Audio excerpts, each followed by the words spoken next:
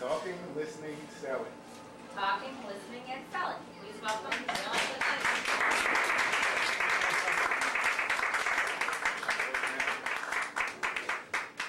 Toastmasters and welcome guests. Samson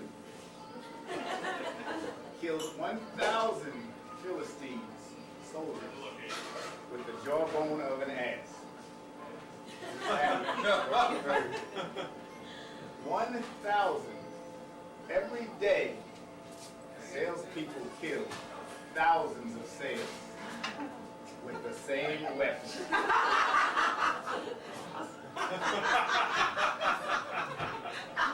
If you were to ask the average lay person to describe a perfect salesperson, they would say he has or she the gift of gab. Maybe possibly communication skills are essential for sales and life. However, listening is a far greater asset. You know, I'm a salesperson, and I'm guilty of it as well. The biggest mistake most salespeople make is not listening. That's why I joined Toastmasters. I have to say this, if you think about it, listening is a skill in and of itself. When you break it down, attentive, understanding, and communicative, you cannot listen without giving full undivided attention. You cannot be spoken to and have your mind wandering off and nodding your head, because that is not listening. You also cannot start thinking of what you're going to say back in rebuttal to that person, because that is not listening. Now, imagine this. Go to the doctor's office, tell them you have a headache, and the doctor says, no problem. We're going to schedule you for surgery on your knee tomorrow. Were they listening? No.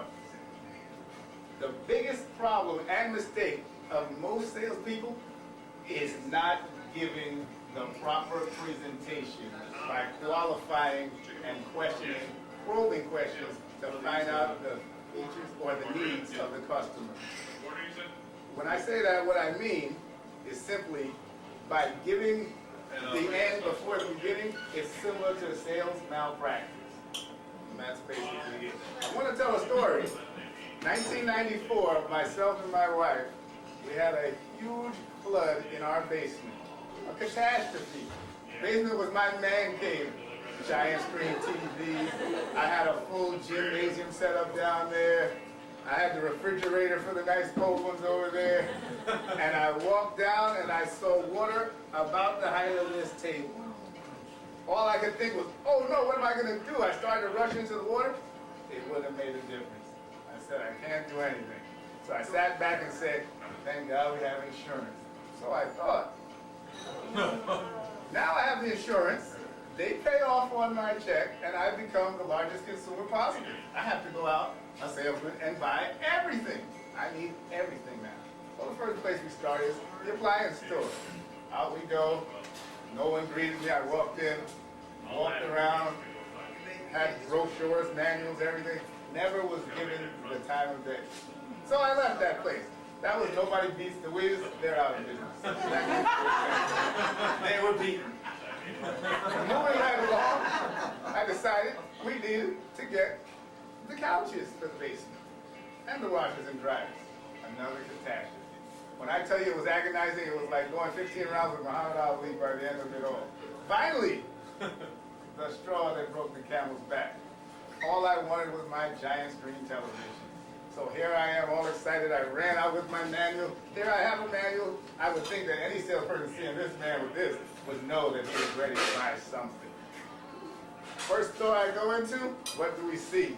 I walk into a room, huge facility with nothing but TVs. Now this is 1994, and this is a 46-inch projection TV. So it's about the size of a smart car, okay? There's a whole room full of them. And I'm standing just looking at the sea of televisions. And I looked at my wife and I said, isn't this great? We're going to find a TV today. Well, the salesman proceeded to walk us around and tell me all the features of all the TVs.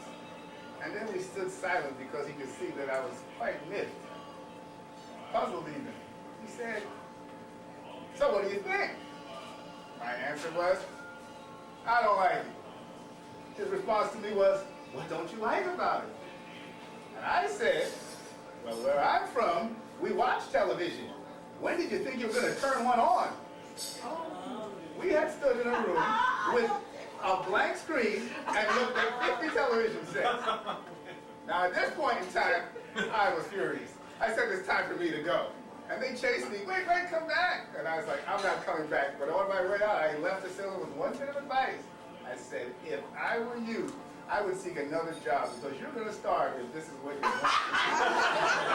All right? So now, in the car I get with my wife and we're off driving. And I hear this concacophony of sounds. Almost scared to look over. My wife was just beside herself. And at that point, I vowed that I would give the best presentations to my customers and explain the features and the benefits so that they could be reaping the rewards. I would find their weakness and strengthen it with my products. Okay? And at that point in time, through attentive listening, I managed to become Salesman of the Year 8 times in 10 years consistently.